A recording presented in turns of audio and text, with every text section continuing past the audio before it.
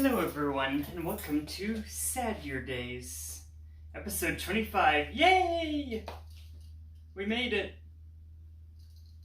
So, as of now, I found out I might have something going on in the chest. It appears to be benign at the moment, but maybe another 10-20 years it'll turn into something, I don't know. Anywho, all is well, everything's good otherwise, and nothing cancerous yet. That said, I went to the Getty Museum some time ago, and I got this beautiful music box. I'm gonna get a little closer so you can kind of hear what it sounds like when I crank it.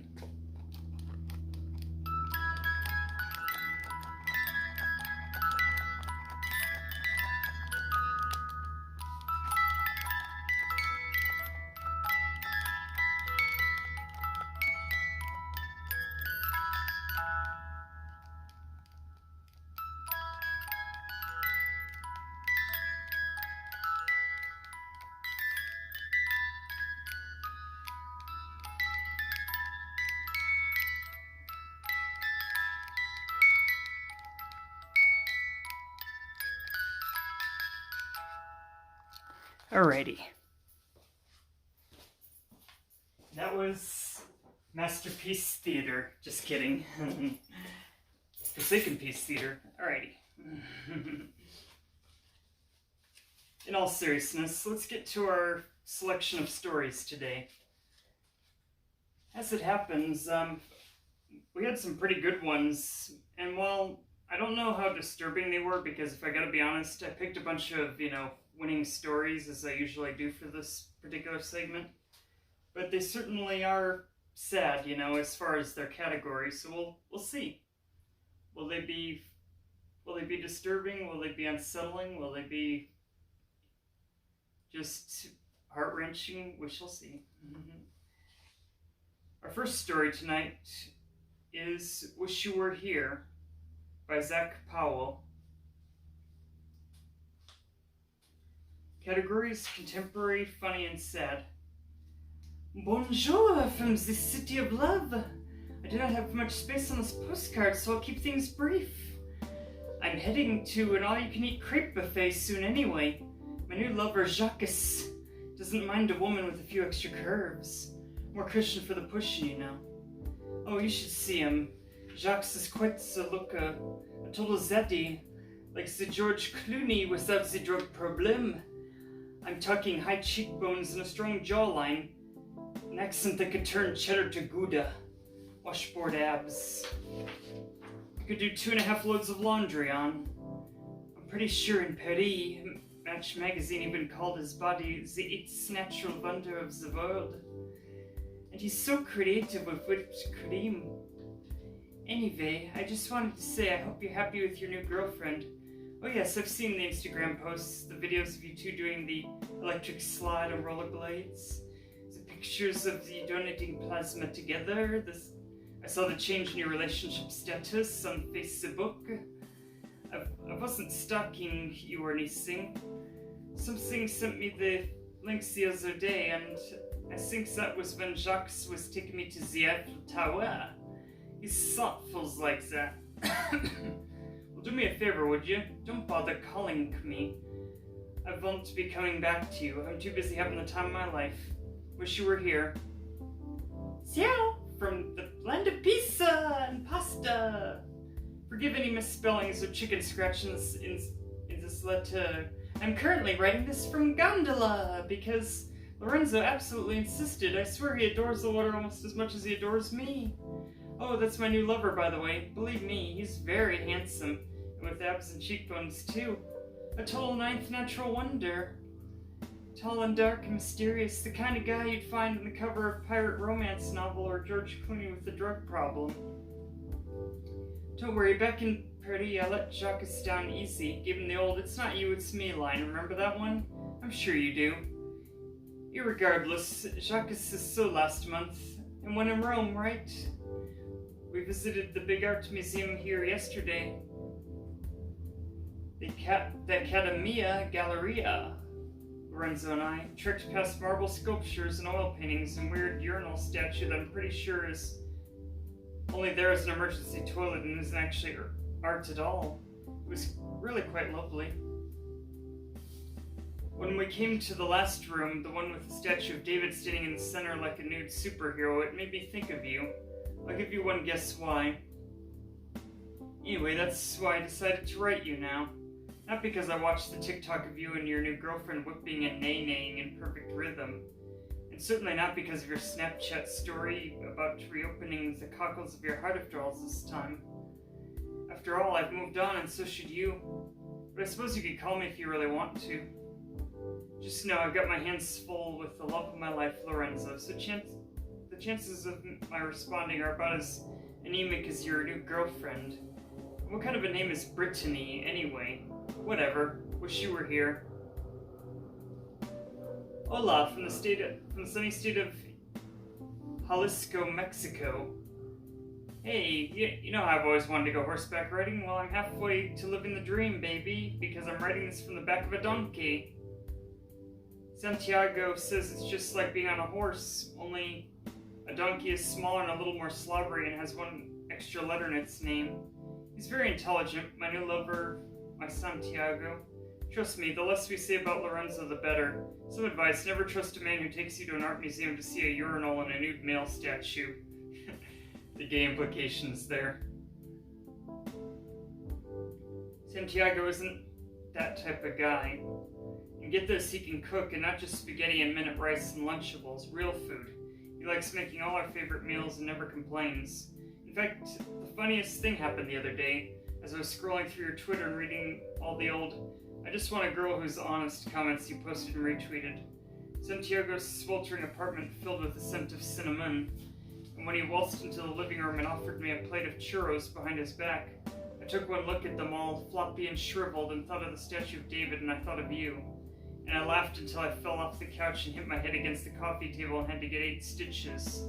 That's why I'm writing to you now, to tell you how painful true love can be. To tell you it's worth it, no other reason.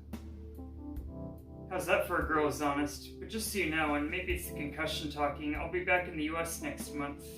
And I guess if you want to beg for my forgiveness and ask me to reconsider a relationship, I might be willing to hear you out. Stay over dinner at Olive Garden. In the meantime, Santiago and I have some burros to ride and some churros to eat. Wish you were here. Hey, from Starbucks down the street from our home, your home, Brittany's and your home. I have to admit it was a shock just now pulling up to the curb and seeing the two of you through the picture window nestled together on opposite ends of the love seat with your legs tangled together like the infinity symbol. You say you want someone who's honest, well here goes. They never existed.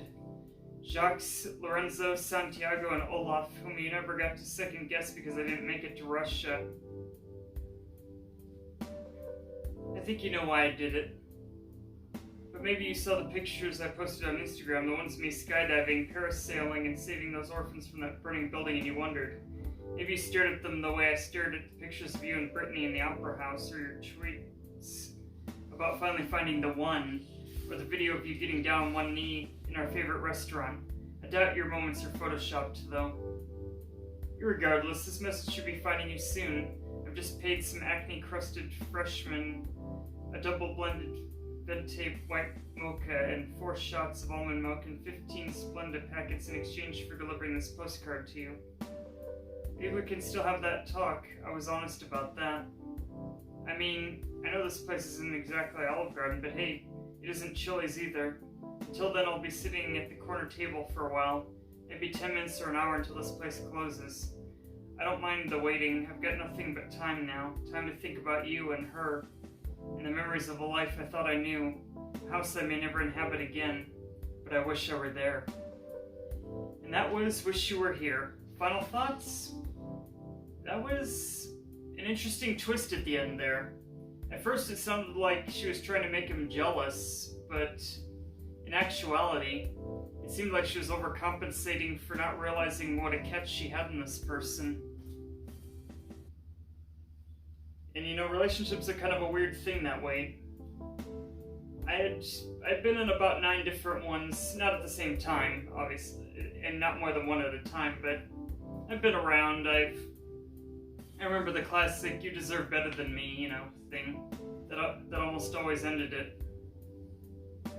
And it was an okay time. It was a whatever time, but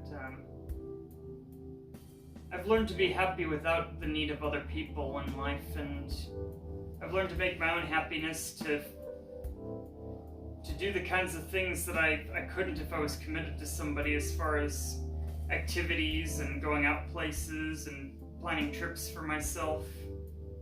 It'd be a lot harder if I had to work around someone else's schedule. So there's always that. Plus, that gives me the freedom to just kind of let things happen as they do. It's a little bit harder when committed. But I know, to someone who's never had a relationship, that's hardly a comfort. But to those who have been there, done that, given up, it's okay to give up on that,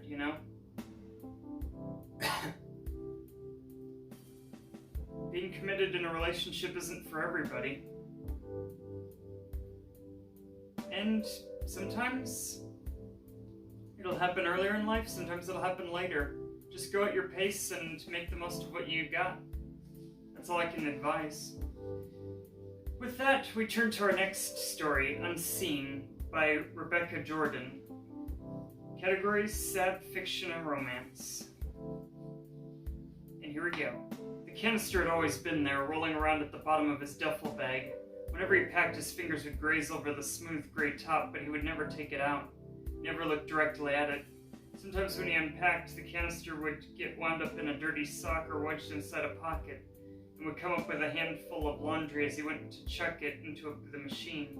Whenever this happened, Jake would carefully retrieve the black cylinder and tuck it back in the bottom of the corner of his bag. That's where it belonged, that's where it stayed. For years it had been so long he no longer remembered what was on the film, what pictures could be frozen there on the tiny strip of celluloid.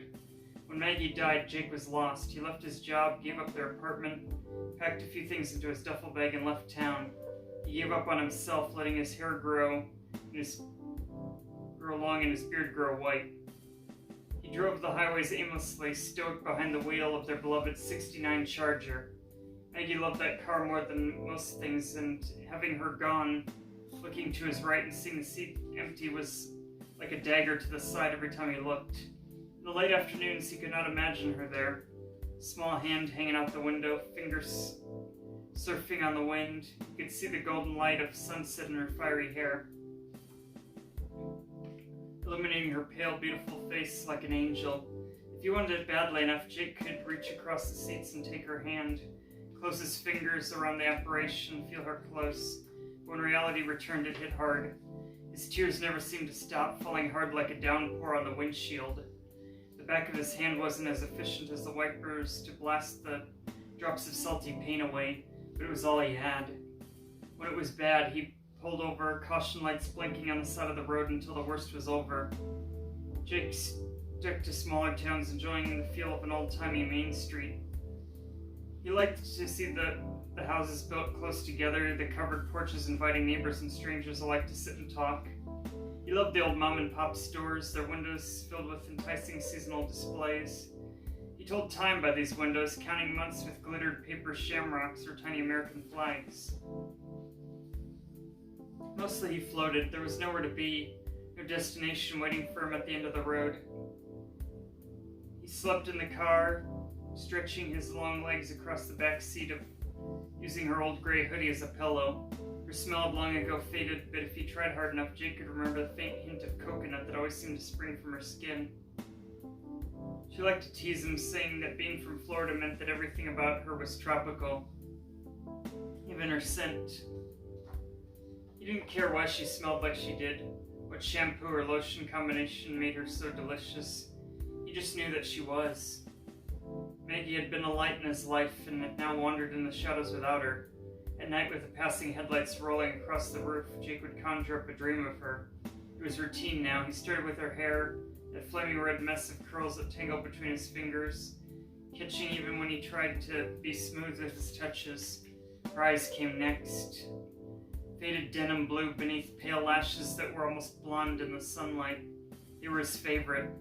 clear and true and filled with nothing but love when they lingered on his face. He'd fall asleep like that, imagining her features, recreating her in his mind. Some nights she would sneak into his dreams and he'd curl in on himself, loving the fantasy. Other times there was nothing behind his eyes. No comforting smile, no warm laugh, no touches from her delicate hand. These nights were cold and steep, was far from his grasp. Worst part was those nights were coming more often lately.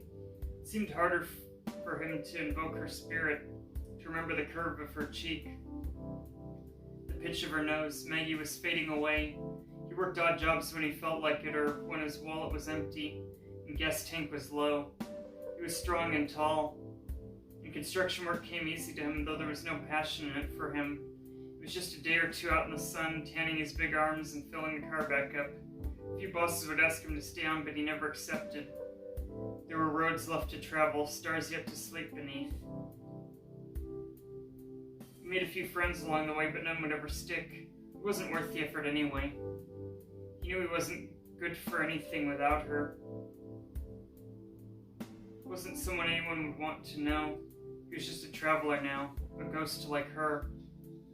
The desert was dry and the sweat was beating on his chest and brow. He beat the drops away, but they came right back, teasing him like some wicked dream. But with the sun bright in the distance, he squinted at the road ahead and marveled at the steam coming up from the pavement. Heat lines danced before his eyes and white lines blurred. His vision was glossy. His eyes were stinging. Reaching into the back seat, Jake dug into the duffel bag and fished around for a clean shirt. He needed something to wipe the day away, to clear his head once more before the mirage on the side of the road took over. Fumbling his fingers, he chanced upon the canister and Jake recoiled. He never pulled it out, never looked at it, lest it disappear forever.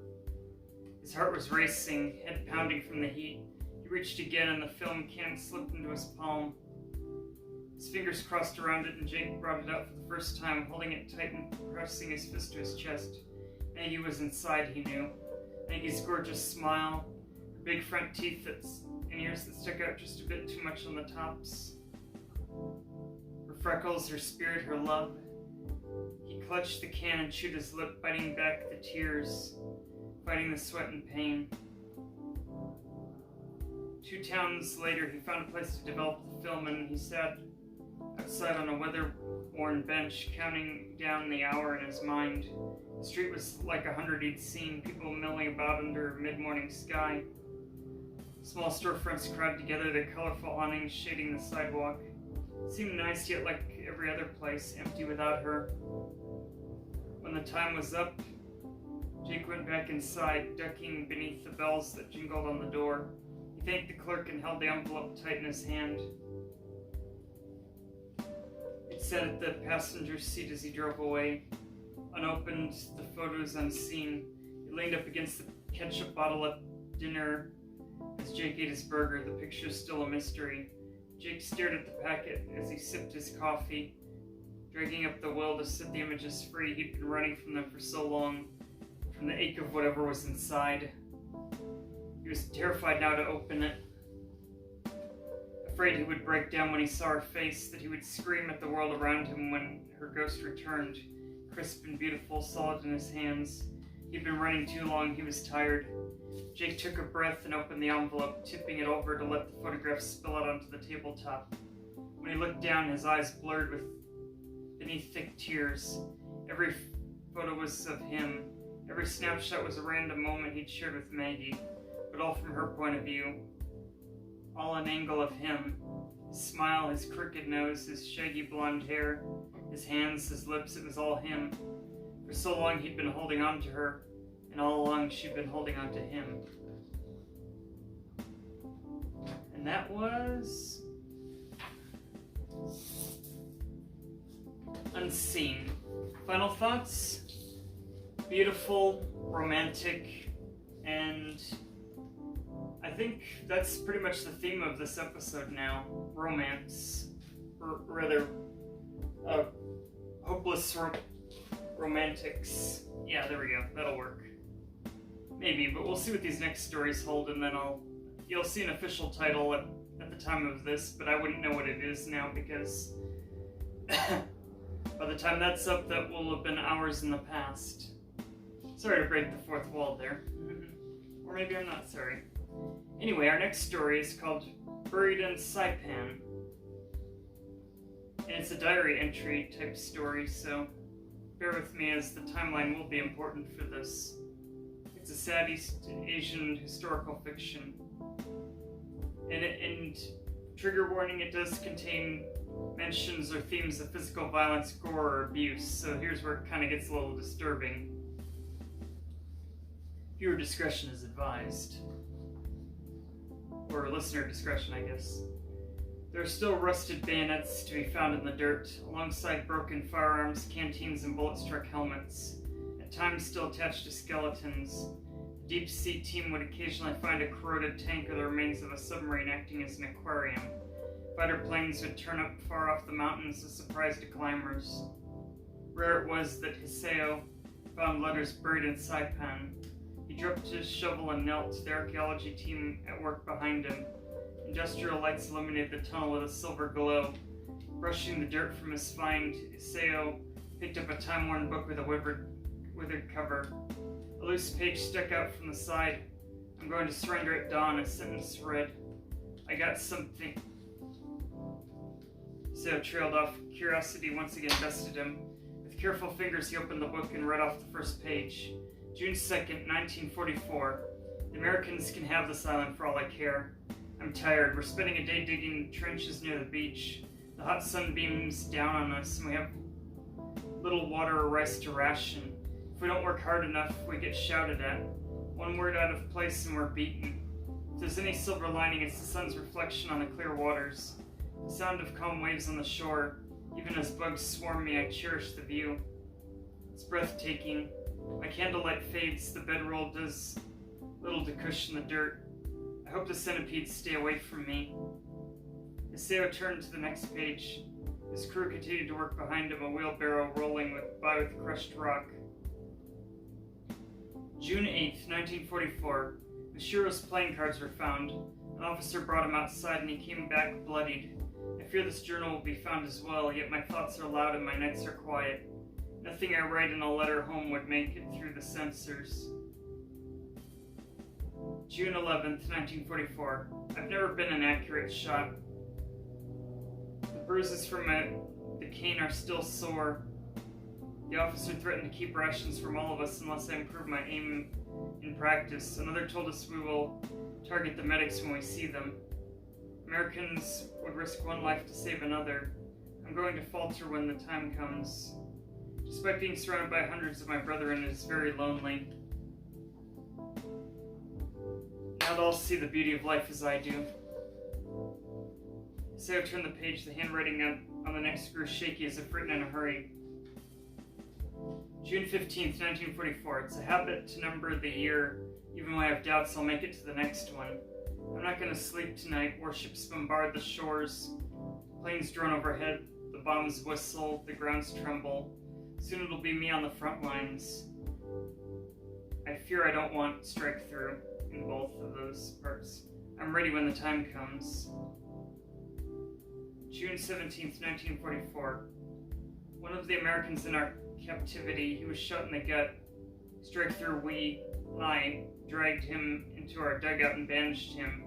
The officers will question him come morning. With what little English I know, I found time to speak with him. His voice shook as we talked, as we hung onto threads of life. I told Alan I grew up in a small town in Osaka. When he spoke of Ohio, a sprawling city with tall apartments, he would have been sent to Germany along with his friends, but drew the short end of the stick. He laughed at his joke, and I laughed too. Alan is asleep now. His breathing fades. I don't think he'll wake up. I'm glad I could see him smile. June 18th, 1944. The last thing Alan did was hand me a letter asking me to deliver it to his mother in any way I could. When I read it over, I could only realize how similar it was to mine. It made me question, what am I fighting for? Hiseo exhaled, then pushed the loose page back into place. June 22nd, 1944. I'm going to surrender at dawn. I'll fake a stomach problem, then run off. The white cloth I carry will slate my peace to the Americans. I'm terrified. The last man to mention word surrender was beaten until I couldn't stand. left as an example to us. But I cannot take the trepidation of this battle any longer. I sit alone with my thoughts until the sun rises. Turning one too far, Haseo stared at a blank page. The entries had stopped. He turned back to the final one, dated more than a week after the last, 3 days before America claimed their victory. July 6th, 1944. My right eye is still blackened. I can no longer see with it. The officer who beat me is now leading a reckless charge against the Americans. A final stand for control of the island. I, with a few others, am left behind to burn our documents in the cave. I will not. Among the documents are letters, dozens addressed to families and loved ones, ones that were never sent, words never spoken. Instead, I shall bury them alongside this journal, and hope for it one day to be found. The order then is to take our own lives. Grenades have been left for us. We will hold the pin, then hold them to our chest. It will be quick and painless. I can only hope that in the afterlife I am set apart from those who took joy in this conflict. Until my words are read, Koji. Haseo sighed and closed the book and reached for a bag to seal it in. I found something, he called. His co-worker stepped forward. Haseo handed over the sealed bag, then reached in front with both hands. He swept back the dirt, promptly hitting the old leather of the satchel. Cameras clicked around him. Another archaeologist dropped to help. They pulled the satchel from the ground. The string wrapped around it came loose. Out rained handfuls of letters. And that was the story. I named the title of at the beginning, but got lost in the pile of clutter that I just made. Final thoughts? A very deep and moving piece. Really, it paints a picture of what war can be like for people who are less fortunate in it. People who are pushed to inhuman lengths, never to surrender, even if it means death. Whether death by the enemy or death by their own hand. And it does sound like the sort of thing one could have found at a dig site if they were lucky. So there's that. With that, we're moving on to our next story, A Burden Lifted.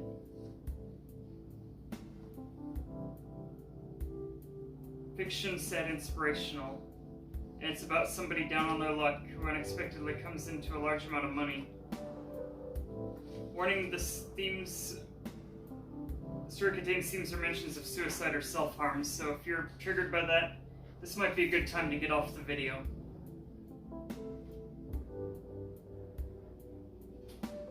It was a slow evening, even for a Tuesday. I packed my guitar early, slinging it over my shoulder as I rummaged through the tip jar for the price of a hot dog. I was 10 cents short, but Joe let me slide for it. He filled a napkin with some scraps for Bonnie, and we headed over to our bench to watch the moon rise over the river. Someone was already sitting there, hunched shoulders in an air of dejection. Bonnie trotted over to him, her ears pricked up, tail wagging as he patted her muzzle. "Sorry I don't have any spare change," he told me flatly. "I feel that, brother. I ain't looking for a handout, just a share of the view." He shifted over and I joined him, noticing the perfect tailoring of his navy suit. Carefully manicured fingers in a fancy Rolex. Clearly a man of means, yet he looked sort of hollow. Like that feeling you get in your gut when you haven't eaten in a day or two. He watched Bonnie settle herself at my feet, looking up expectantly. I put her napkin on the floor and she set right to eating, picking each piece as delicately as though it were filet mignon, and not a dried up hamburger meat scrapped from the griddle. You seem kind of bummed out, if you don't mind me saying so. I broke my hot dog in half and offered the bigger half to him. "Thanks, but I'm not hungry." I shrugged, taking a bite myself, the tangy relish making my mouth water. "Suit yourself. Joe's hot dogs are the best around, though. You're missing a treat." We sat in companionable silence while I finished my supper, wiped my mouth on my napkin, and tossed the paper tray into the trash can beside me. Bonnie licked the grease from my fingers and spun around in a circle before settling down in a puddle of golden for a nap. "I'm a good listener," I said gently. "If there's something on your mind, it might be good to put into words. That's what my shrink used to say anyways." I sighed. I wouldn't know where to start. This time last year I thought I had everything I could wish for. A beautiful wife, my career was taking off. I was headed in the right direction, you know? And then I won the lottery, and it's all been downhill since then. He pulled out a duffel bag from underneath the bench and grabbed a zip and yanked it open. See? The bag was bursting with $100 bills, all rolled tightly with elastic bands. More money than I'd ever seen in my whole life. That's a whole lot of greenbacks. I looked around us, checking the shadows to make sure we were alone. This ain't the kind of area you want to be carrying that kind of cash around. He smiled wryly. That's why I came here. Figured sooner or later someone would take it off my hands. You don't want it? I was confused. What's wrong with it? Maybe nothing, I don't know, he replied. I thought when my numbers came up that my whole life would be a fairy tale. One of jet setters, you know, tropical vacations, fancy cars, big house on the right side of town for once. Thought it'd take away all my worries, set my family up for life. He closed the bag and tossed it back onto the ground. Or was I wrong? He took a silver cigarette case out of his jacket pocket. Like some old-time movie star on the black and white screen, he offered me one. Thanks, but I quit. Me too. I lit up, taking a drag that sent the tip blazing red. Guess that's another promise I'm going back on tonight. There's always tomorrow, man. Shook his head. I'm done on tomorrows and talk of brighter futures. I made my peace with it. I was growing concerned. This dude sounded suicidal, and I wondered if I ought to run back to Joe's, ask him to call someone. Don't talk like that, I told him. We all go through dark times. It's what makes the better days seem so good. But what if all the better days are behind you? What if you wasted them all without even knowing it? I thought about it. How can you be so sure, though? Ain't none of us can see the future. For all you know, your luck could change tomorrow. Be ashamed to miss it, don't you think? He offered a pitched and cynical smile. You hold on to that way of thinking, then. I hope it works out for you. But me, I'm out. As soon as I find someone to take this load off my shoulders, I'm gone. I could tell he meant it. I was even cheerful about the prospect. What had happened to him that made oblivion seem like the best option? Well, seems like you're putting me in a tricky predicament, man. I can't just leave you here now. That ain't gonna sit right with my conscience. How's about you tell me how things got to this point? Bonnie twitched in her sleep as though sensing something bad in the air. He looked at her, then his hands in his lap. Fine, it's not a long story. Like I said, I won the lottery a year ago today. Won big, $62 million after taxes. Not too shabby, huh? I nodded. Threw a party to share the news with family and friends. I planned it so well. Bought Mom and Dad a house right next door to my little sister and her kids. Real pretty neighborhood, tennis courts, community pool, nice location, safe. Sent them away on vacation, whole family off to Disney. Well, I set it all up. They didn't know about the winnings. Thought I'd just got a big promotion. Assumed I was too busy working to join them. That's nice of you. Not everyone would share like that. I'm not the type to keep this kind of thing for myself. I wanted to share it with everyone I loved. His eyes were watery. His voice was thick with emotion. I booked limos from the airport straight to the community center. Hired caterers, balloon arches, the works. All my friends were there and waited for the limos to arrive. I was like a kid on Christmas morning, handing out gift bags with $10,000 cash to all my friends and cousins, like some kind of crazy Santa Claus. When they didn't show up, I figured their flight was delayed. He wiped a tear on the back of his hand, and Bonnie woke up looking concerned. She lay her velvety nose in his lap, licking gently at the salt on his fingers. Flight 183, I asked, remembering the newspaper headlines from the year before. Flight 183, all souls lost. You read about that kind of thing, but you never think it'll happen to you and yours. I'd give it all $62 million if I could take it back. It wasn't your fault, though. It wasn't nobody's fault. They wouldn't have been on that plane if I didn't buy them the tickets. I just wanted those kids to have a treat, you know? They had it rough. Their dad was no good, flaked out on them when Caitlin was knocked up with the youngest. Never had any money for theme parks and vacations. Took out his cell phone and showed me a photo. Friendly-looking couple in their 70s, arms around each other, flanked by a pretty brunette woman and 3 cute kids. Everyone grinning in front of the pink castle. Looks like they all had the time of their lives. I could hear the false cheer in my voice. Yeah, I guess so. He put the phone away. My whole family dead and gone in an instant, and the money to blame. They never got to step foot inside their beautiful new homes. Instead of buying bunk beds and emptying the aisles in Toys R Us, I got to pick out the coffins and floral wreaths. Do you know how small a child's coffin is? He took another deep puff on his cigarette, flicking the ash on the ground. I'm sorry, man, that's awful. Nobody deserved that kind of luck. Yeah, and I still have my friends and wife, right? They'd be there for me. That's what I thought. He reached down to stroke Bonnie's ears, seemed to take some comfort in the loving way she gazed up at him. My friends all changed, faster than a red light when there's a cop behind you. The small taste of money I'd given was not enough. It only whet their appetites. I'd go over to their homes for barbecues or dinner parties, only to find it was a setup. Sob story after sob story from everyone I ever knew, even people I didn't.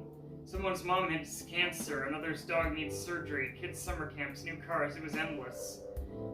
I never said no, but each time it broke my heart a little more that they didn't care about me, only what I could buy them.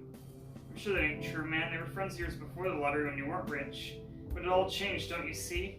The way they looked at me changed. It was in their eyes, a constant hunger, a jealousy. Never mind I'd lost so much, they all envied me just the same. I could see it in every one of their faces, the same question, what's so special about him? Across the park I could see Joe closing up shop for the night. A slight breeze rippled over a river, sending shards of moonlight scattering across its surface. What about your wife, I asked. What about her? I turned my full attention to her lavish gifts, diamond bracelets, Pomeranian puppies, designer shoes and bags. I just wanted her to be happy, for my money to do some good at least. And for a while, it worked. She was like a kid in a candy store, buying everything she wanted. My credit card bill each month was astronomical. I didn't care. In the distance, the fire engine's siren wailed as it sped down the freeway. I shivered despite the warmth of the evening. What changed? Everything? Nothing? I don't know. At some point, it's like there was nothing left of us, like all the things we loved about each other became lost in a sea of useless possessions. She was a shopaholic, filled whole rooms with clothes and makeup. By the time I noticed it was too late to stop her, she even got storage units just so she could keep on collecting. I understood why. She grew up piss poor, never had much of anything. It was like she was trying to buy a happier childhood, better memories, only it just made her worse. Couldn't she see a shrink, I asked? She did. For all the use it did us, it diagnosed a hoarding disorder. But it was more than that. Her temper became unbearable. It was so much as if I so much as tried to toss an old pizza box, she flipped out. I hired cleaners, she fired them. Nobody was allowed to touch her stuff. Eventually, I just moved out, left her to it. I don't think she even noticed I was gone. At least not as much as she noticed the money stopping. He nudged the bag with his foot. There's a little over over 1 million in there. All that's left of my winnings. Over 60 million spent in less than a year. Must be some sort of record, right? He laughed bitterly. A million's still a whole lot from where I'm sitting. You could start over, take it and rebuild a new life for yourself. Don't have to end tonight. I considered it. I was a successful man once. I liked my job. Should never quit it really, but it seemed silly to keep working when I was so wealthy. So go back, ask your boss for a fresh start. He looked me up and down. What would you do right now if I gave you this bag? If this $1 million was yours, no strings attached. I leaned back imagining all the ways I could use it. Get out of the hostel, buy a condo, maybe go to college or something. Fresh start, no more busking for quarters on street corners. Why don't you get proper dog food? No more scraps of hot dogs or a tennis ball she could dream of. You're thinking about it, aren't you? Thinking you'd have a better job with it. You'd have done a better job with it than I did. I guess so. It's mighty tempting, almost scary the way just the thought of all that wealth makes me feel. He stood up. Well, it's yours if you want it, all of it. I don't need money anymore, not where I'm headed. Wait, I grabbed his arm, Bonnie jumping up and putting her paws on his shoulders. Why should I? He asked. It's not my burden anymore, it's yours. Then give me this, man. Come with me, see what I do with it. Aren't you curious even a little bit? He didn't look curious, only tired, but he let me lead him across the park, past the basketball courts, down towards the municipal buildings. He seemed confused. Bonnie nudged him gently to keep him moving. We reached the city pound. The sound of dogs barking in the kennels out back had always broken my heart. Bonnie faltered too, perhaps remembering her own fear and sadness before I rescued her. It was a hopeless place, a place where dreams came to die. A place where day after day the kind of volunteers worked tirelessly to undo some cruelty of mankind. I dropped a heavy bag on the doorstep where it landed with a solid thud. I rang the doorbell, 3 short buzzes, 3 long. We waited. Hello, Bonnie. Daryl was on duty tonight. He knelt down and Bonnie leapt up to cover his face in sloppy kisses. Are you hungry? I could go find you something. She's fine, Daryl. We both are. Then what can I do for you? He glanced at the man beside me, brow furrowing as he tried to figure out why I was with such a well-dressed companion. This gentleman's been going through a tough time. He's had a mighty big burden on his shoulders for too long. Said we could help him with it. I unzipped the bag at my feet. Daryl gasped, "What the heck? Did you rob a bank?" No, nothing like that. The money's legit. He wants to donate it, don't you? I turned to the man who was now openly crying, his knees buckling as he slumped by the side of the building. Bonnie curled up beside him, resting her big old head on his knee. Yes, he sobbed. Yes, I think that I do. See, man, this money ain't cursed. You just had bad luck, is all.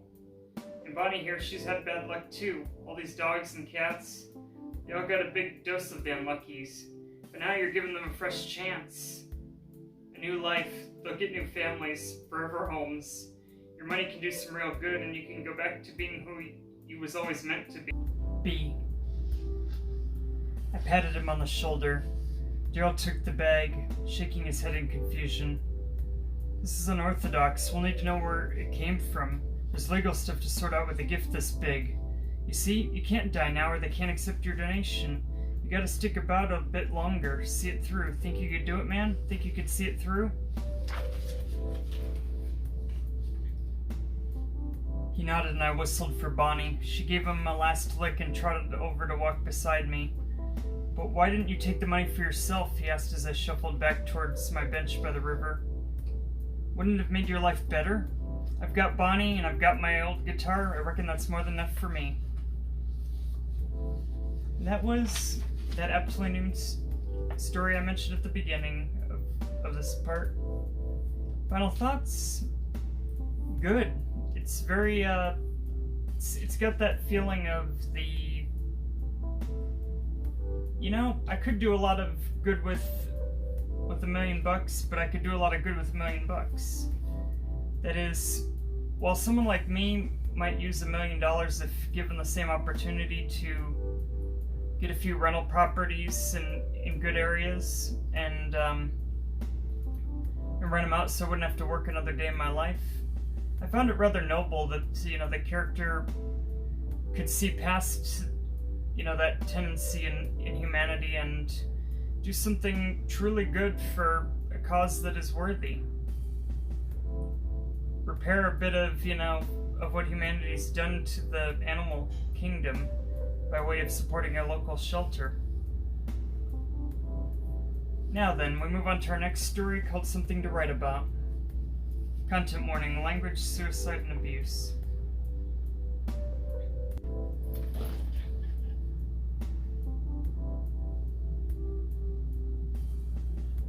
This world is too small for every dream to come true. A pretty odd thing to say when you think about it, but that's what Kevin's dad, Earl, told his son growing up. It's not hard to ruin a child's youth. All it takes is a little nudge in the wrong direction, or only the right places to push. A light slap to the face, a belt snap to the back, or maybe some thick bruises above the shirt line to make sure no one noticed. The worst kind of abuse is invisible. Back then, the phrase child abuse was rarely used. And likewise, in the 80s and 90s, sibling abuse was hardly ever used. They call it sibling rivalry. But, you know, age difference matters at times.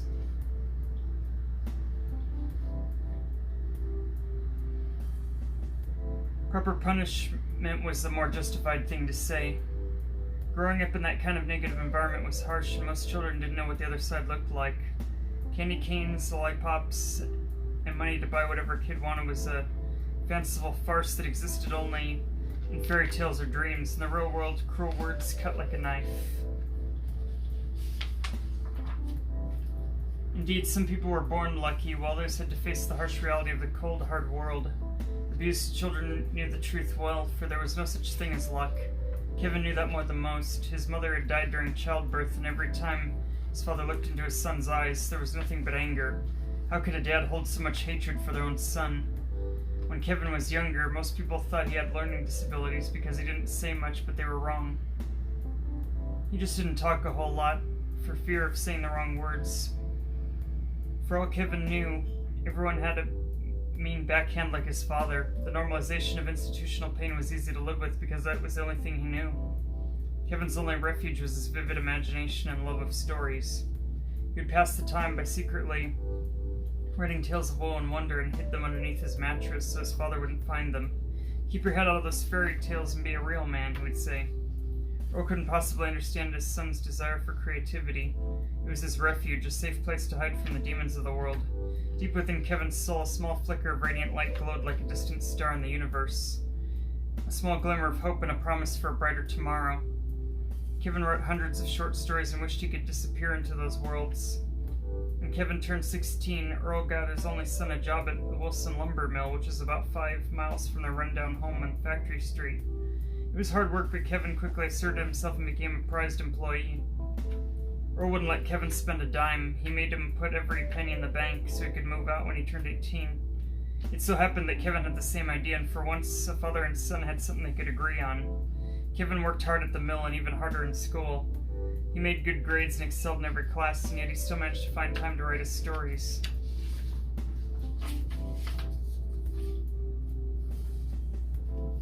One day, Kevin's friend Billy got to read one of those stories. He was rummaging around in Kevin's backpack trying to hide a pack of smokes from Miss Turner and came upon the story by accident. The tale was only 3 pages long and was about a group of renegade pirates searching for the lost treasure. But Billy loved it. He told Kevin that he should enter some writing contests, and that's what he did. For the past 2 years, without his father's knowledge, Kevin paid a weekly fee of $10 to an online writing contest called Sleazy. You think that might be an offhanded jab at Reedsy, perhaps, with how it rhymes? I don't know. Or maybe it has to do with how some of these contest, judges can be a little about how they judge the winners. I don't know. The grand prize was $500, and the winners were drawn weekly. Only the best stories won, and Kevin was on cloud 9 knowing he'd found his calling. Every Saturday morning he'd check the winners list with high hopes, only to discover he wasn't the lucky winner. Most people in his position would hang their heads low and give up, but Kevin was different. Losing gave him the motivation to try harder, and so he did. Maybe I should too with the read seat contests. Week after week, Kevin tried his hardest to win the writing contest, and week after week, he lost. He was determined to win, but his drive was deterred when his father discovered that his son was wasting money on a fool's dream. Writing is for losers. You'll never be good at anything. You can't win because in the eyes of your peers, you're a failure. Kevin took his father's words to heart. Some things can't be forgiven or forgotten. Time went by, but those wounds never healed. Kevin made a big decision to move out and caused more arguments that raged like a burning fire. The flames were so hot that Kevin filled a trash bag full of clothes, grabbed his laptop, and moved in with his best friend Billy. Billy's family welcomed Kevin with loving arms, but the open wounds created by his father wouldn't heal. He withdrew from everyone and cast himself into his created worlds. He wrote story after story only to fail every week, just like his father said he would. Billy remained steadfast in his dedication and devotion and urged Kevin to keep moving forward. Despite not being an avid reader, Billy enjoyed Kevin's stories and believed he had a special gift. In all the turmoil, Kevin lost his job at the lumber mill, quit school, and aside from Billy, isolated himself from the outside world. Kevin hated his father, but was glad that he made him save every penny from his work. If it wasn't for that, Kevin wouldn't be able to pay Sleazy that contest entry fee. It was Friday once again, and Kevin had just finished another story. He spent a week hammering out a fantasy adventure about dragons and beautiful maidens that needed rescuing. He uploaded his manuscript, entered his payment information, and hit the submit button. After 5 minutes of watching, a loading circle dancing on his screen, an error message appeared in big bold red letters. Payment failed due to insufficient funds. Please re-enter your payment information or try another card. What the fuck? Kevin shouted. Billy was in the next room playing Mortal Kombat when he heard Kevin's outrage. He threw the controller down and ran into the next room and blurted, "What happened?" Kevin shook his head. I keep entering my payment information. It won't go through. That's weird, said Billy. I thought you had plenty of money saved up. I do, $5,000 to be exact. Billy scrunched his lips and wiggled his nose, a trademark reaction that Kevin knew all too well. I have an idea, shot Billy. There's an ATM across the street from the Quickie Mart. We could check your balance if you want. Yeah, agreed Kevin. It might be quicker because the internet is really slow today. The boys strolled over to the Quickie Mart and Kevin wasted little time entering his information into the ATM. As soon as he pushed the enter button, Kevin almost fainted because he was surprised at the balance. The green computer screen lit up, showing all zeros. Billy narrowed his eyes and peered over Kevin's shoulder. What the hell, dude? It says you have nothing left. I can see that, Kevin snapped. He pressed the transaction button with a trembling finger and discovered all savings had been withdrawn 2 days ago. That son of a bitch. Don't tell me, Billy gasped. Your father took all the money, didn't he? He did. Oh man, you should never have created a joint checking account with that sleazeball. Kevin wrinkled his forehead and roared. I know that, but I had no choice at the time. Billy didn't know what to say. He knew his words would fall short, so he grabbed Kevin's arm and walked him back home. After hearing Kevin sob for hours in solitude in his room, Billy knew he had to do something. Hey Kevin, Billy whispered behind the closed door. I know you're upset, but it's not the end of the world. The door suddenly swung open where Kevin stood firm with bloodshot eyes. Yes, it is. There's no way I can enter that contest now. My life is an absolute disaster. No, it's not. Everyone goes through a bad phase in life. You just have to figure some things out, conquer your demons, and pull yourself together. I'm trying, Kevin sobbed. I don't know how much more I can take. Billy nodded. Listen, my friend, I read your story and I think it's great. I'm going to pay the entry fee for you because I believe you will win. Kevin wiped away a tear and mumbled, No, I won't let you do that. I know I'm depressed and I have some problems. You're right. Everything you said was right. I may be a lot of things, but I'm not an idiot. I will not allow you to do this just because I'm upset. Well, it's not up to you. Friends don't do because they have to. They do things because they want to. I appreciate that, Billy, but I'm like a shard of broken glass ready to shatter into a million pieces. It's alright, Billy said with a warm smile. Now let's go win that contest. It took a little more convincing before Kevin would allow Billy to pay the entry fee. He didn't want the pity of his selfish behavior to spill over to his friend, but had already offered so much, a place to live, someone to talk to, and above all else, an unending supply of support. In the end, it was an argument that resulted in Billy doing what he wanted to do. He paid the entry fee for Kevin. The following morning, Kevin awoke to thunderous pounding on his bedroom door. Hey Kevin, wake up, it's time to find out who won the contest. Oh shit, I can't believe I overslept. Kevin opened the door, fired up his laptop, and logged into Sleazy. The boys looked at each other, took a deep breath, and then checked the winners list. After a brief loading screen, the winner was Self-Destruction of Princess Needs a Lot by Tiffany Masuku. Billy gasped as Kevin hung his head low. Don't worry about it, man. You'll get it next week. No, Billy said. I'm done. I can't keep doing this to myself. Billy patted Kevin's shoulder and said, That's no way to talk. Listen, those judges are full of shit, and I believe if you're not in their inner circle, you won't win. Your stories are amazing, and you shouldn't just quit. You've already done that, and look where it got you. I say keep going. You have a gift, and you're robbing the world of something special if you don't continue. Come on, Kevin. I guess you're right. For me, it's not about winning the money. It's about getting the recognition from my peers. I just want to belong.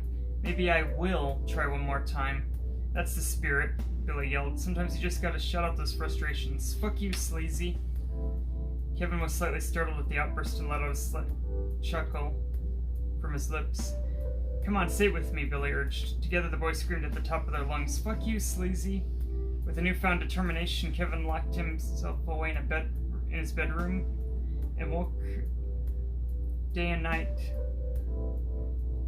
He wanted to create something wondrous and magical he'd be proud of, and that was the difference. He no longer cared if he won the writing contest. Something from his heart was all that mattered, and he was sure his peers would recognize his efforts in time. Friday afternoon, Kevin finished writing and had Billy read it. His stomach was churning, his heart raced like a frightened mouse being chased by a cat. He wondered what Billy was thinking. What do you think? Kevin asked. It's a poem. Yeah, stop fooling, man. What do you think? Is this even allowed? Of course it is, exclaimed Kevin. The writing contest specifically states that all short stories and poems are allowed. There's no minimum word limits. Billy nodded and read the poem again.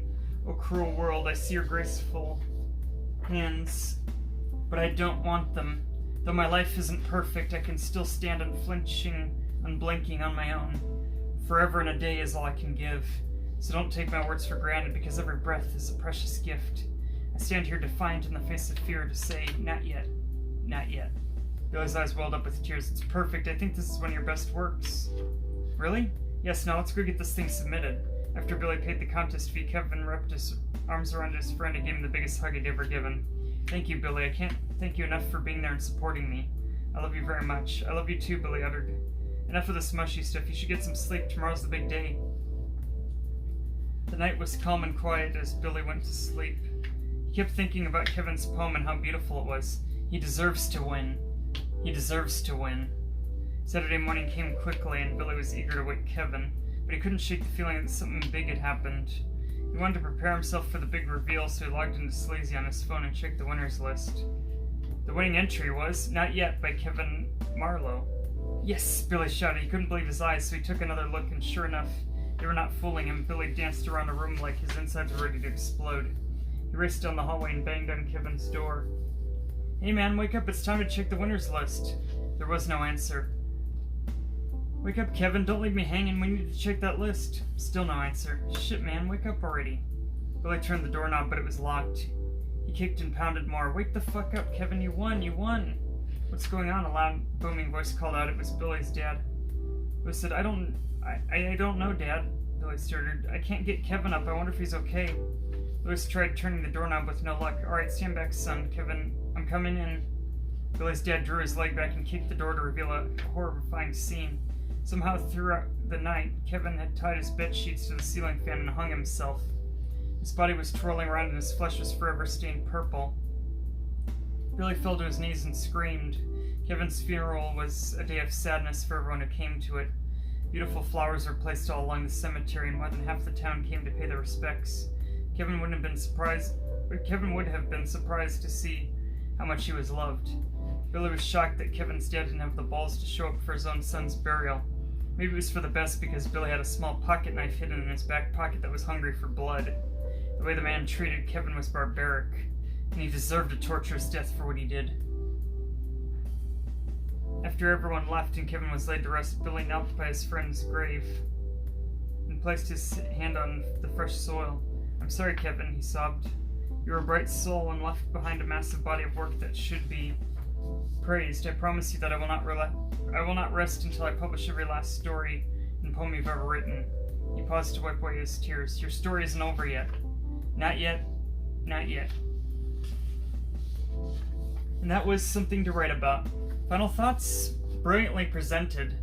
I like the fact that sleazy in a way rhymes well with reedsy, so it kind of gives me the impression that maybe, they were offhandedly joking about the writing contest that they entered, which would be very meta, by the way. And it does touch upon, how early life experiences, good or bad, can really affect us down the line. And hopefully one can eventually rise above and no matter what defeats and victories come their way, they continue to be who they're meant to be. As somebody who's, entered contests and been disappointed before, I can very much relate to it. I also know a few people who've lived similar stories, maybe not with parents, but maybe with older siblings or relatives that were mean, but because they were family, it was dismissed as, just rivalry. So, that's all I was trying to hint at before in what I said. Anyway, with that, we move on to our next story, The Living Things, by Kelsey H. Fiction, contemporary, and sad are the categories.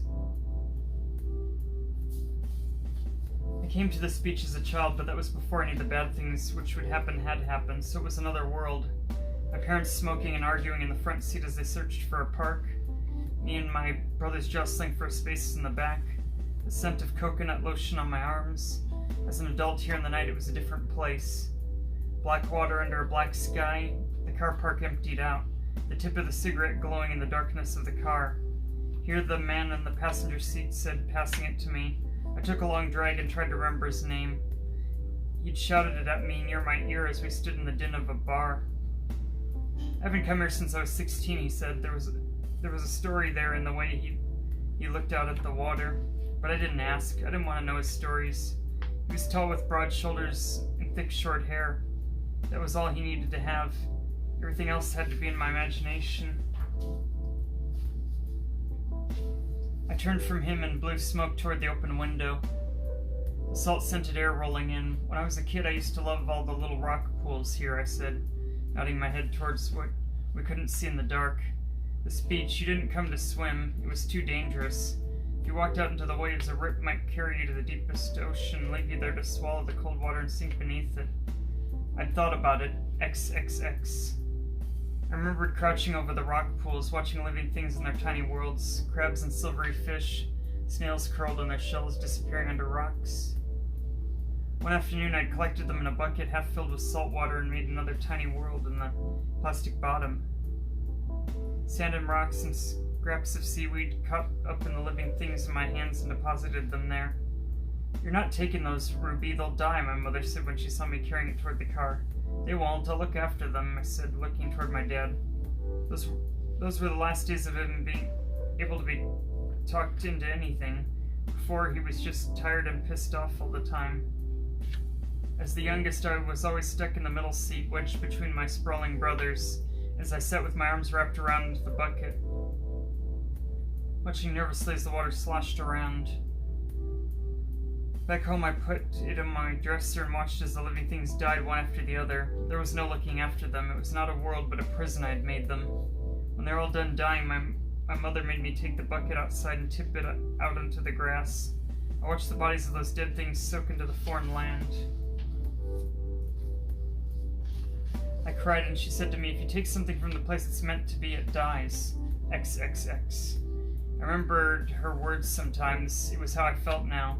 As if I'd been snatched up from the world I knew and deposited down in a strange new place, yet I lived. When I turned my head to the right, I could see the lights of my own house, before the road curved around, shining there in the darkness. So, the man beside me, the wrong one, said, Ruby, I said.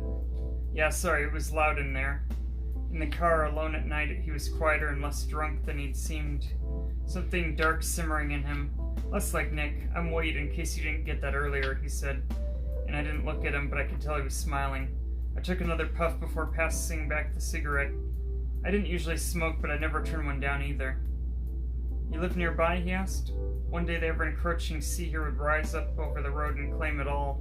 It was the reason we'd been able to afford to buy our house. Me and Nick. It was the reason I probably couldn't sell it even if I wanted to.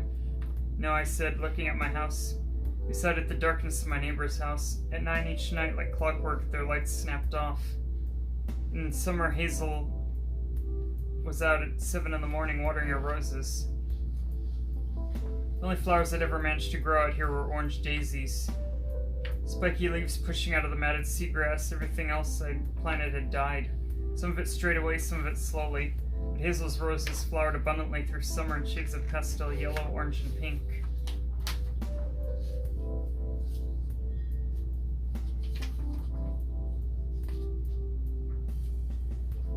How do you get them to grow? I'd ask her, touching a finger to the petal like a tiny miracle out there in the sea air. She'd show me the trenches where she dug in dark soil, the shelter belt of the hedges. She'd watered them by hand each morning, holding a hose over each one. That morning when I looked out my window and saw Len out there instead of Hazel, I'd known something terrible had happened. I ran out of my house and stopped in front of him. He held up his hands as if warding off what cursed thought was in my head. Hazel's gone to visit her mother for the day, he said. Relief shot through me, the knife of envy following. Hazel was 75 and she still had a mother to visit. She had her husband waiting at home. XXX. That day at work I'd seen Katrina.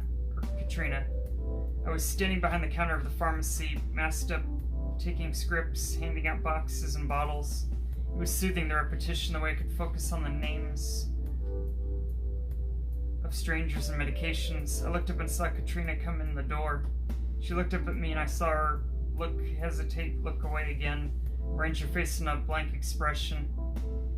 Hi there, Katrina said in the counter, bland tone people used for a stranger. Hi, how can I help? I asked, sheltered behind the mask. Katrina could pretend not to recognize me. I could let her do it. I didn't want to talk any more than she did. Just have a script to pick up for my husband, David Wells, she said. Her voice hesitated over the word husband as if embarrassed to have one. I was glad to turn away and go to get it. It was over a year since I'd seen David Wells and his wife Katrina at Nick's work Christmas function. Katrina had been wearing heels and she could barely walk in and kept hanging on to the arm of David, who now needed a script for antibiotics filled. I hadn't been drinking that night because I was driving, and Nick was knocking back the tap beer because he hated work functions. He leaned over to me and smiled a blurry smile and said, I bit down on the inside of my mouth to hold back in memory the feel of him at my shoulder. Thank you, Katrina, said as she took her husband's medication. You're welcome. I hope you have a good day, Katrina said as her gaze flicked to me before she turned away. XXX. After work, I'd stood in the kitchen looking at the fridge, thinking about dinner. When I looked out the window, I could see straight into Len and Hazel's kitchen. Saw them there at the table having dinner, sitting across from each other the way they always did. I grabbed my keys and headed out. Sometimes I couldn't stand to stay in the house and had to go out and drive, soothed by the swooping corners of the road and by knowing that one day the sea would rise up and wash it all away. I drove to a bar at the edge of town, some dark place where I didn't expect to know anybody. Stood against the wall nursing a drink and warding off the men who approached. Not any guy would do. When I spotted him, he was up at the bar, leaning against it and watching the room as if he was slightly outside of it all. He reminded me a little of Nick. It had made me want to be the one he let in. He turned and saw me watching, so I held his eye and smiled before I looked away. He was beside me a minute later, offering to buy me a drink. I made conversation as best I could over the noise and music pulsing around us. Two of us were there in our own world. When it seemed a decent enough amount of time had passed, I leaned over and asked near his ear if he wanted to go for a smoke. We walked out of the street where my car was parked and got in. He pulled out a packet of cigarettes, and at the same time I produced a joint. I meant this, I said. So did I, he said and grinned, so I smiled back. I asked if he wanted to go someplace nicer than the side of the road to smoke, and he did. Some nights as I drove the road with a stranger beside me, I imagined Nick could see me. Look what you've made me do, I wanted to say to him. Look what you've done to me. XXX. What's that? He asked as I took a cigarette back, our fingers touching. I knew he was looking at my ring, the glint of it in darkness. I always wore it still, and none of the other men had questioned it. Didn't notice or didn't care. My husband's dead, I said. The words I used to say aloud as I stood alone in the kitchen trying to believe it. I hadn't spoken them for a long time. Sorry to hear that, he said. But he didn't sound all that sorry. He sounded like someone who understood shitty things happened in life. Right there, I said, pointing toward it. The curve in the road where his bike had slid, there was the place. Just over a year ago, he crashed his motorbike. I was sure he would want out of this now, but he just followed my gaze to the spot where my husband had died. It's crazy that I came here, right? I asked. I wanted to agree. Yes, you were crazy. Your husband died and it made you crazy because you loved him so much. No one saw that. All they saw was me getting up each day and going to work and paying the bills. There was no mortgage because his life insurance covered it. Like the lottery you never want to win. But he just shrugged. When I found out where my ex and her new boyfriend were living, I went around and smashed the windscreen of his car in with a hammer. People do crazy shit sometimes. I laughed and turned away from him again. I had to stop talking to him. I couldn't pretend he was Nick if I was thinking about him smashing a man's car with a hammer. Nick would never have done something like that. Nick would speed and crash his bike and die. That's what he would do. XXX. I shoved open the door and got out of the car, stepped into the salty air and the loose shingle of the car park. The night was motionless, the water moving in dark ripples. Left him behind in the car. I'd talked to him too long. This wasn't gonna work. I wouldn't be able to shut my eyes and run my hands over his shoulders and through his hair and let myself pretend Nick was there with me again, touching me, on top of me. I walked past the rocks where I'd played on that long ago day. Walked until my shoes were wet and even in ankle-deep water. I could feel the force of the current pulling sand from beneath me. "Hey, be careful there," I heard him say. He was beside me, standing in the water with me. I looked up at the sky and the stars pinning it above us. After Nick died, his sister named a star for him, and she sent me a card with the constellation and how to locate it. I never did figure out where it was. Still, I found it comforting somehow something eternal carried his name. When I was 16, my cousin drowned at this beach, he said. There was no spot, he pointed at, just the ocean out there. "Were you there?" I asked, already knowing. I could tell the way he looked out at the water as if he saw it still. I hadn't been there when Nick died, and I'd never know if it was better or worse that way. I swam out and tried to hold on to him, but he started pulling me down. I let him go. I used to wonder if I should have just let myself die with him. Sometimes I wish I'd died when Nick had too. "But if you had, it would have just been another funeral," I said. "I know," he said. "Took me a while to see it that way, though." I looked at him. "Wade, I live nearby," I said. "You want to come back to my place for a drink?" And that was a really good story. Final thoughts? Well, as for the sarcastic commentary there, I really think it was, well written and well paced. Describes kind of someone in their older years or someone who's gone through something and is in this community out in the middle of nowhere, wondering to themselves what they still live for. That nothing could ever be what they thought it was. Trying to fill the void, they find another person. And that's pretty much how it goes, It's kind of interesting.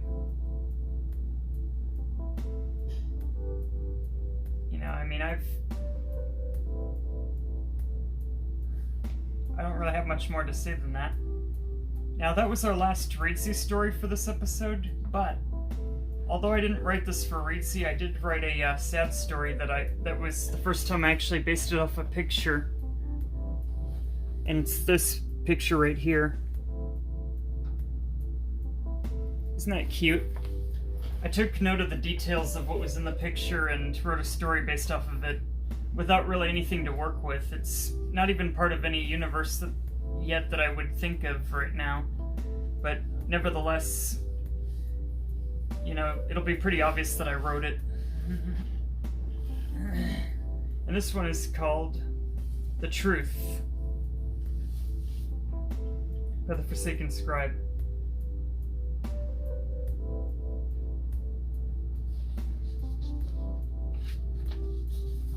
And here we go. Diary of Sam Scoots, age 5. Photo above was attached to the entry. My name is Sam Scoots. I grew up in a fairly regular home and, well, life has felt a little different lately. My dad went off on some trip overseas and has not yet returned.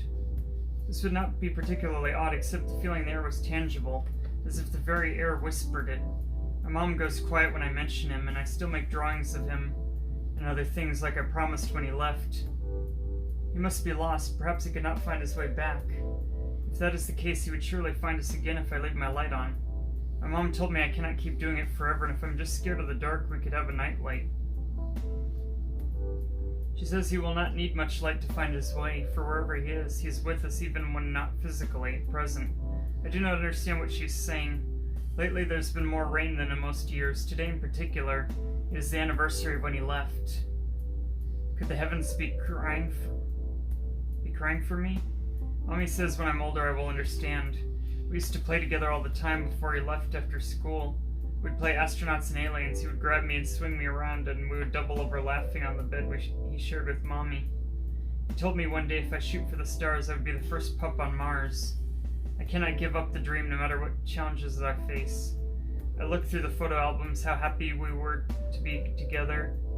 Now I sulk, feeling empty in front of my latest drawing, and no one will give me an answer why he has not returned. It's just as well, my drawings are terrible anyway.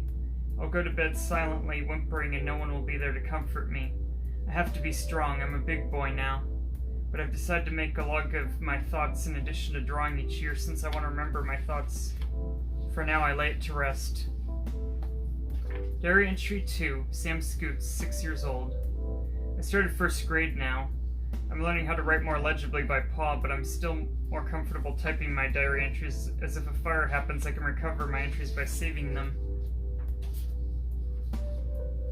Online, 2 years passed since Daddy went away and I'm starting to put the pieces together. My mom is stressed with paying the bills and being a mom to me simultaneously. I know I will get a lemonade stand and raise money to help her. Then she can worry less and we can enjoy ourselves again. And I will do you one better. I'll raise money to buy a travel ticket to go see you. Only I don't know how long that will take. Plane tickets are really expensive and keep going up the more I search flight paths to where you might be. I cannot give up though. I know I will see you again. Diary entry 3, Sam Scoots, age 7. I raised a lot of money selling lemonade last year, but Mommy won't tell me where you went. With all the work I did to try and see you again, I cannot chance I do not find you. I will be persistent in that. Mommy barely has energy to cook when she gets home these days, despite my efforts to ease her workload. Recently we had career day at school and Mommy was too busy to step away from her work. Then a classmate, Charlie, asked me what you do. I did not know what to tell him as you'd been away, and I never thought to ask you. Other kids are quickly realizing I'm not like them, as many of them still have their mom and dad in their house. I'm being asked questions I have no answers to. Is this what I've put my mom through? I have to tell them something or the questions will never stop. Diary entry 4, Sam Scoots, age 8. Mommy wound up in a hospital. I'm staying there too as they try to reach any relatives that might take me in. I do not want to leave my home, this school, this house, this town. I know nowhere else and I would be lost if I have to move. Please, if there's any divine force in the world, do not let this happen to me. I'll be a good boy. I will eat my vegetables. I will do my homework on time. I'll remember my manners. I will work if I must to make this happen. If this diary is shorter than the others, it's because it's difficult to concentrate with the incessant beeping of that screen behind me. Diary entry 5, Sam Scoots, age 9. Despite my pleas of desperation, I've been sent to live with my aunt and uncle. The new school I'm in is pretty welcoming despite me not being from around there. It has made it a little easier to settle in. I even have friends now. The closest ones are Leo and Nami. Leo's an energetic lion and Nami is a blue and white wolf, kind of like me but different fur patterns. They're both the same age as me, though for some reason I feel funny when Nami hugs me. I do not want to let go, but my tummy vibrates. I do not feel that so much with Leo. Maybe it's because we're the same species. She seems to hug me the tightest when I talk about you, Daddy. Or Mommy. It's like she's figured out something I've not. Or have I figured it out, but something is blocking a full realization. Either way, I have to know what really happened.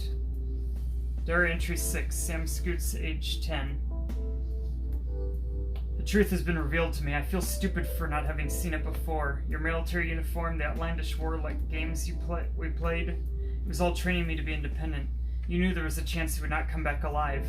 Why, Daddy? Why did you leave me wondering for 5 years what you were doing?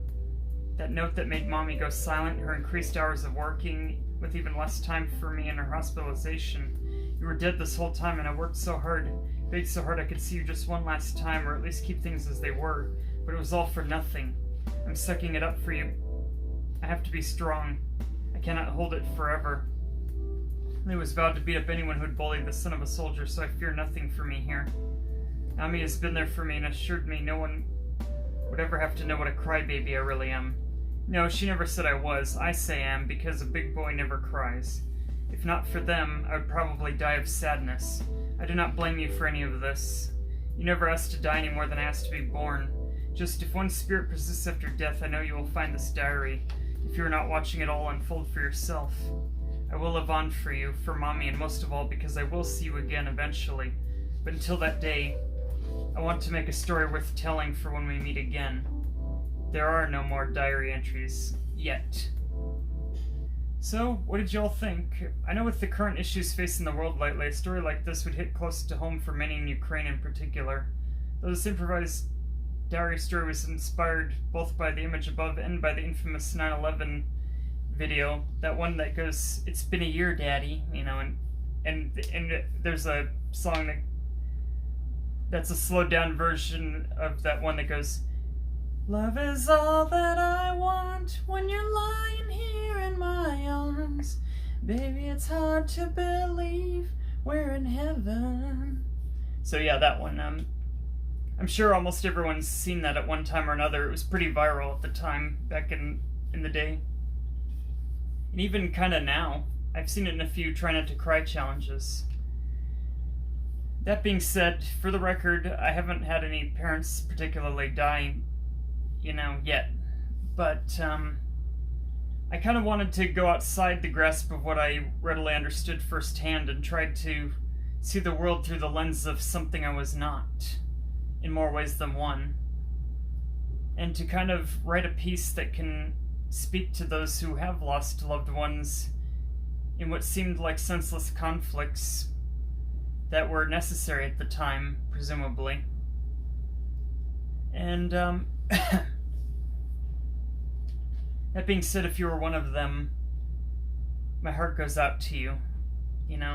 I can't even begin to imagine the amount of pain that must have resurfaced if you heard this, or even if you didn't. The pain of having to remember them, and try not to break down when you do things that you used to enjoy together. Yeah, that's very much the grieving process in there at some level or another. Does it ever end? I would say not exactly. It just becomes less noticeable. One tends to eventually becomes a stoic of sorts, like the character here, which is why this series called Sadurdays exists. I want to help people get in touch with emotions that they've, by societal expectations or otherwise, been forced to keep within themselves. Because I believe it's a healthy release, and it must be one of the reasons why women tend to live longer than men, because they can let it out. But I could be wrong. Still, I figure it couldn't hurt to stop repressing it. And that has been Sadurdays, with your host, the Forsaken Scribe. I thank you for tuning in, and I hope your days are wonderful, and I hope this helped you get in touch with your feelings. With that, I say goodbye. Thank you. Bye-bye.